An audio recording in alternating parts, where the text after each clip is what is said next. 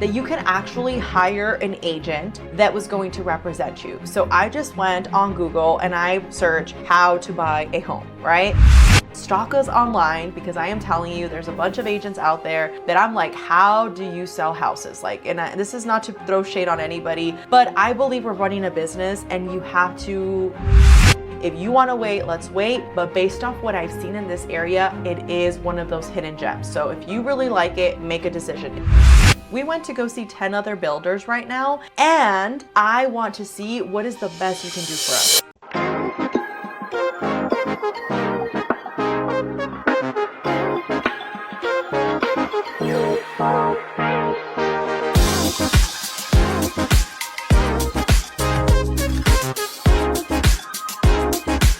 One of the biggest myths in real estate is that you don't need a representative to help you in the transaction. And today I am going to cover why this could actually cost you tens of thousands of dollars, but furthermore, share with you some insights that are going to help you make an educated decision as to who you should actually hire when you start the process of purchasing your first home. And here's the bottom line. I want to be as transparent as possible to help you make an informed decision. I know there's a lot of agents out there, and unfortunately we get a bad rep, right? We get a rep for just being in it for the money. And last I checked, none of us work for free, right? We're all working to pay for our families and for our lifestyles and to grow. I believe, however, that you can take care of people while still taking care of your family. And you don't need to take advantage of anybody to make an extra quick buck. So in today's conversation, I'm going to share 7 of the biggest mistakes that could actually save you thousands of dollars. And I'm also going to ensure that I give you a bonus at the end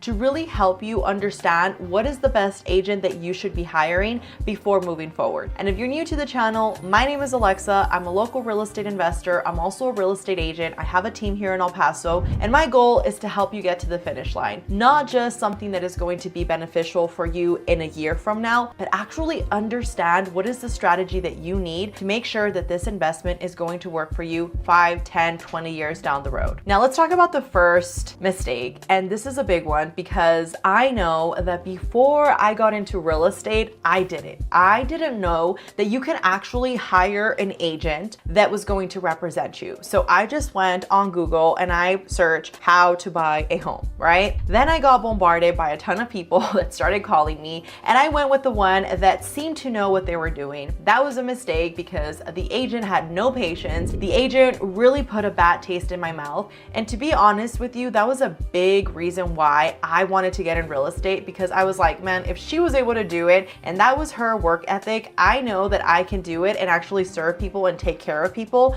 meanwhile growing my financial future and what I'm trying to create in my life. So to make the long story short, when I purchased that home, I realized that there is a lot of people that don't understand, just like I did at that time, that you have the right to choose your own representation. Just like an attorney, just like a doctor, just like a teacher, where you take your kids to school, you get to decide who you're going to hire. Now, here is the biggest mistake that I've noticed that most people, especially my first-time buyers, that they do. They think, well, if I just go with the builder and I see the open houses that they have on Sunday, I'm going to figure everything out on my own. And why would I need to hire an agent? Well, here's the mistake with that. These reps that are there at the model home, or let's say the open house, if it's like a regular resale home, they're there to represent the best interest of the seller, or in this case, the builder. And what you might not understand is that because they know you're fresh in the game, because they don't really have any sense of urgency to explain all the different details that go into purchasing a home, because again, you're seeing the product, you're seeing it for face value, and you're falling in love with it, you're hearing what they're selling you on, and you say, yeah, let me move forward, let me sign the agreement, and now you're under contract. You think, I got the best deal. Well, here's the problem with that. Since they represent the other party, do you really think I'm going to share with you all the insights that actually could have been left on the table for you? And this is why I always say you want to interview at least 3 agents. Interview us, go ahead and get a feel for what it is that we're telling you. Stalk us online, because I am telling you there's a bunch of agents out there that I'm like, how do you sell houses? Like, and this is not to throw shade on anybody, but I believe we're running a business and you have to act in such manner. So if I'm posting photos of like inappropriate stuff over the weekend and things that I'm doing that are out of alignment with you and your family, I don't think we're going to be the best fit at that point, right? If I'm looking to hire somebody. So really go deep on who you're going to hire, but let's just say you already did that. Well, now by having an agent that is there to represent you, making sure that we're going to explain everything to you, our job should be to actually help you compare. I always tell my clients, whenever we go to the first house, I'm like, don't show how excited you are about the house, first of all. Just be neutral about it. Okay, yeah, it's nice, because then that gives me more ammo. Depending on how pressed the builder is to sell that month, I can negotiate additional incentives. I can say, you know what, we went to go see 10 other builders right now, and I want to see what is the best you can do for us. Perfect example. Over the weekend, we got this new property under contract. One of our clients is relocating from Michigan, and he was really interested, but I had already coached him through everything, so he was very, neutral during the walkthrough. And then later, the builder rep calls me and he's like, hey, like, what did your buyer think? I know you guys were still going to look at some other houses. And I was like, yeah, you guys are up there for sure, but we're still considering. I was like, is there anything else that you could possibly do for us that might help my client make a decision leaning toward your product? Now, here's the thing. I already knew that my client was sold on that house. Like, I already knew based off everything we looked at, based off everything we compared. So to make that story short, I ended up negotiating 6% for his contribution, which was over $20,000 in that purchase price. Plus, on top of that, I negotiated an extra incentive, which is actually going to help him save an extra $7,000. Nobody would have told him about that. Nobody would have included that. But because I knew how to negotiate, I was able to help him save more money. And on top of that, I was actually able to get some blinds for him, which that builder wasn't going to include. And that was a huge deal bonus for him. So this is why I say, yes, you can go into an open house and yes, you can see the inventory, but if you already know that you have an agent that's there to have your back, this is where we're there to negotiate for you to really make sure that you're saving as much as possible. Mistake number 2 is falling in love with the first house, whether it's a used house or a new house. I see it, and this is why I always tell my clients, let's compare. Don't fall in love with anything just yet. Let's look at all the options based off everything you have already told me, and let's go ahead and start looking at the inventory to make a decision. I see it happen where a buyer goes on their own to see a house, and because they don't know what else is in the market, the builder rep or the person that's hosting the open house is like, you know what, this is the last one we have on the market, it's going to sell, and if you really want it, you should really make a decision now, la la la la. That is not necessarily always accurate. Now, I will say sometimes it is, sometimes it's happened, and I've told my client, look, I don't like to put any pressure on my clients. If you want to wait, let's wait. But based off what I've seen in this area, it is one of those hidden gems. So if you really like it, make a decision. If not, no worries, let's keep looking. But this is where these pure pressure tactics can really hurt you if you don't know if this is the real deal or if it's actually just a bluff. Making sure that you compare different builders before pulling the trigger is going to help you in the long term. This is not just a $1,000 investment. I mean, we're talking upwards of 300,000 in some cases. And if you don't really compare everything, later it's going to happen where you're going through and looking at other houses and then you realize, man, I should have waited, I should have compared more, and now you regret it. Now, mistake number 3 here is just looking at how pretty the house looks. This is a big one because as an investor, I can't just see what the house looks like. I need to see what's the future plan for that area. So I'm part of the Government Affairs Committee, and one of the things that I like to be a part of, and the reason why I like to, is because we know what is the development happening in the area. I'll give you an example. One of my latest properties that I purchased, I knew when I purchased it that it was going to take some time for some of the shopping centers to open up, meaning I was able to get it lower per the price per square foot. But 2, I knew that it was going to kind of be off-putting for other buyers because it was was missing a major thing right at the entrance of the main street, which was a traffic light. So at that time, everybody was like, oh, that's an inconvenience, right? Because it's gonna be a little bit of a hassle to get out of this community, and when we're trying to leave, it's going to be, you know, an issue. And it was. For the first like year that I held on to that property, it was an issue. But I knew what they were going to do. So therefore, after a year and a half, lights went up, values went up, price per square foot went up. Why? Because now they did the thing that I already knew they were going to do in the area. So this is where you want to make sure that the agent you're working with doesn't just tell you how to buy a home, but they actually do it. And here's a part that really gets me, you know, it intrigues me to say the least. When I hire somebody, right? Let's say I'm gonna hire a professional trainer, which I actually did recently. I hired a new one, I'm really excited. But let's say I'm working with this girl, and let's say this girl doesn't take care of herself. Let's say this girl is like eating junk food, shows up late to the training classes, isn't taking care of her hygiene, and just not the training vibe, overall role model, right? That as a trainer, they should be. Do you really think I am going to, number one, hire her, and number two, stay with her? Chances are no, because she's not giving me an example of what I am trying to continue to become. Same thing when it comes to purchasing a home. I see it happen so much where there's new agents that are in the industry, and hey, I get it. I've been a new agent. I know it's hard, and you have to earn these, you know, stripes, so to speak. You need to be a person that's going to start earning the reputation, the credibility, the expertise.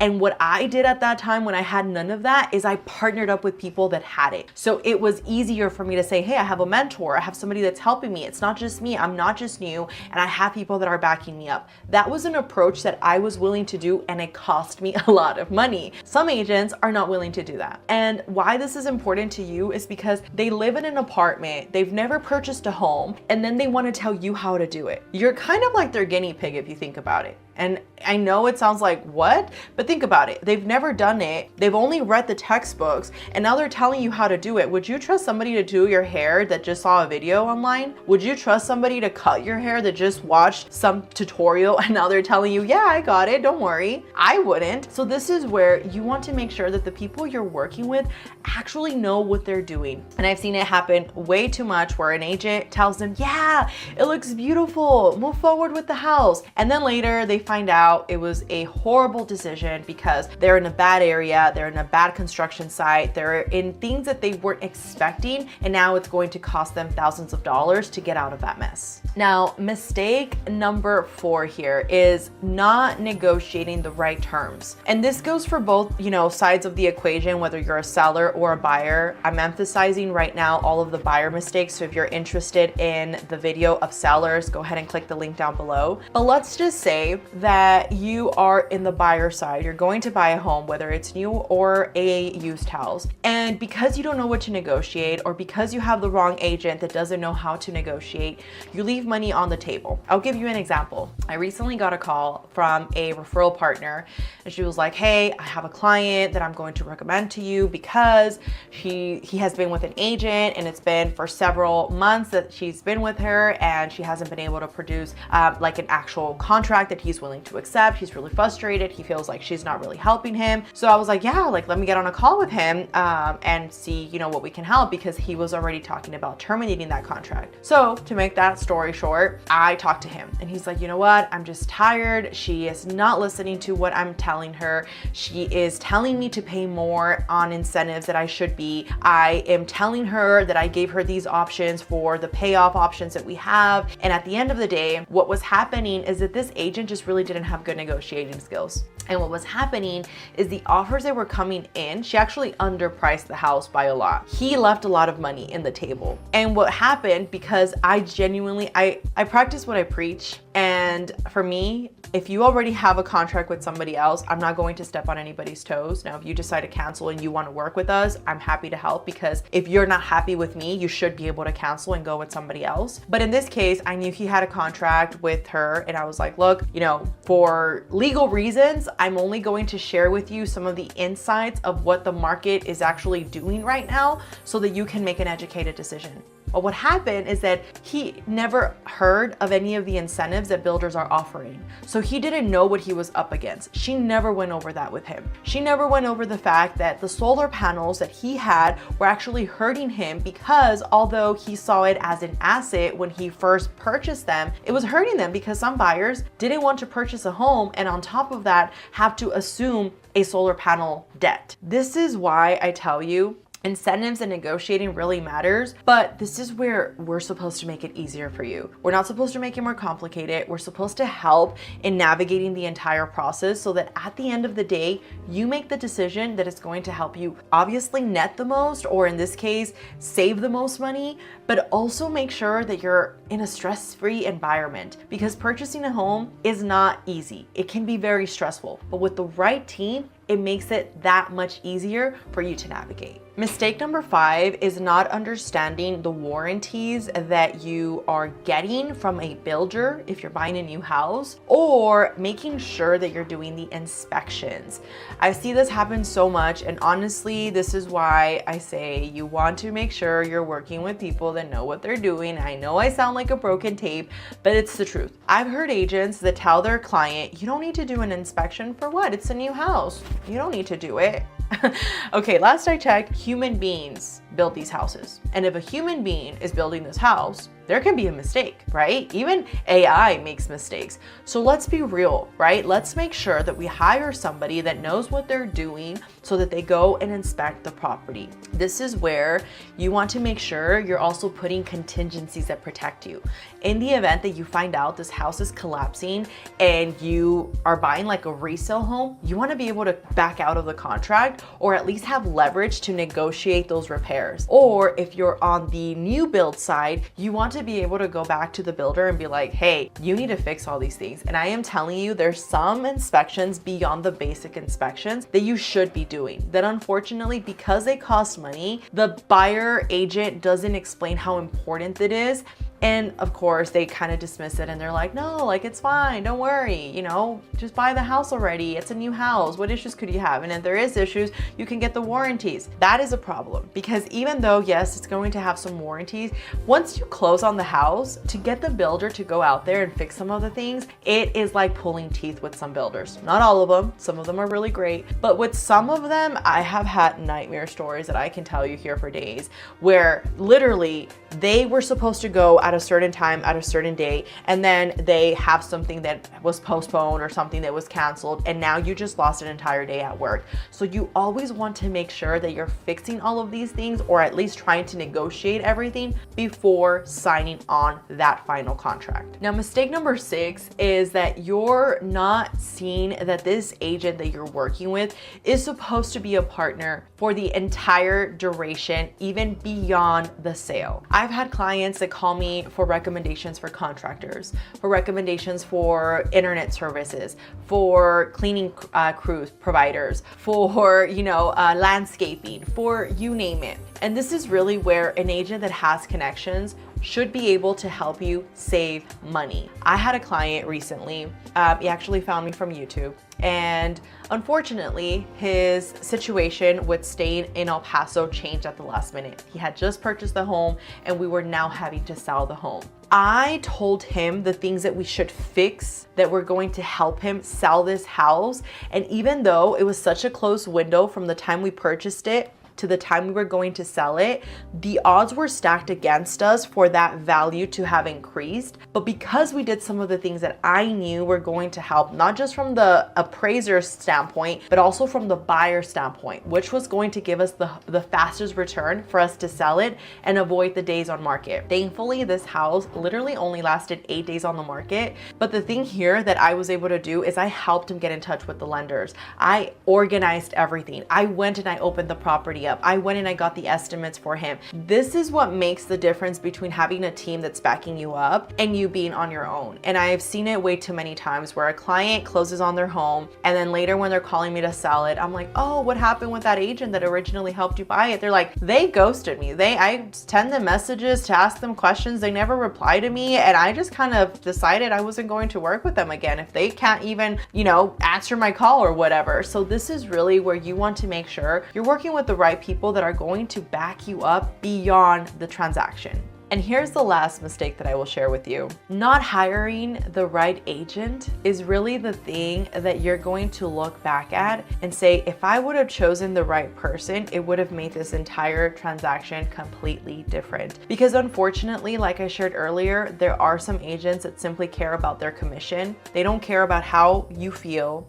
understanding you, helping you feel validated, helping you feel seen. And because they're just worried about how they feel and their end result, they let you feel like you're asking questions that make no sense. They lead you on to believe that what you're asking for is too complicated. They give you pieces of the puzzle, but don't give you the full puzzle. Perfect example for this is this weekend, I actually went to a listing appointment. The client is going to want to sell and purchase a home. I was up against other agents. And I love when these situations happen because it reinforces that when you care and you take care of people, people will notice that. And we have like this little radar that you can sense when somebody's being genuine. At least I feel that most of us have it. Some of us just ignore it. But she actually told me, I already met with an agent, but I'm open to meeting with you. And this was after like an hour-long conversation because she was speaking with this agent. She was already going to move forward. We ended up getting in touch and she was like, you know what? I like you. I like what you're sharing with me. Let's meet. So I went to an appointment with her at her house. Her husband was there. She walks me through the property. And one of the things she shared with me that really resonates is that she said, the thing about this that you just explained to me is that you actually gave me all the details, even the part about the commission. You allowed me to understand it. You allowed me to understand the pros and the cons versus choosing to pay for the buyer agent versus not paying for the buyer agent. You allowed me to understand the difference between basic marketing and elevated marketing. You allowed me to understand so many of the missing clues that I was missing in this puzzle. And the reason for this that I'm sharing with you why they weren't sharing it with them is because the moment you open up that can of worms, let's just say I tell you, hey, the marketing that we do is the best. And let's say you don't question that, right? You just believe it. But then you have a person, right, selling their house or buying their house and they're like, well, can you show me the marketing that you've done? If I can just pull up my phone real quick and just show you here, look, this is the last video that we just did for our, seller.